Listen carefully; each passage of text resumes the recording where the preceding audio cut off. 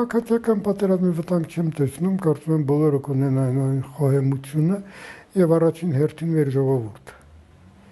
Իրականում անկեղծ ես չեմ տեսնում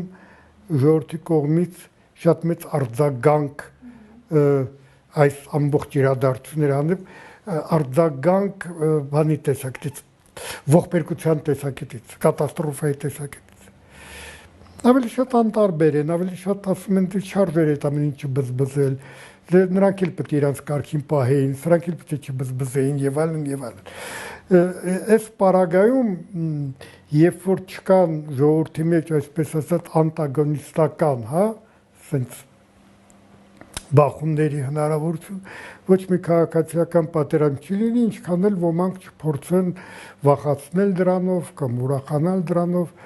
Հայաստանում չի եղել երբևիցե քաղաքացիական պատերազմ, բազմաթիվ անգամ եղել է սպառնալիք, որ այ կարող է քաղաքացիական պատերազմ լինել, այս կամ այն պարագայում, նույնիսկ ամենաբարձրաստիճան ղեկավարներից, բայց իրականում նույնիսկ ամենաողբերգական վիճակներին մենք տեսել ենք միգուցե բախում հանրության մի մասի եւ իշխանության ուժային կառույցների միջև։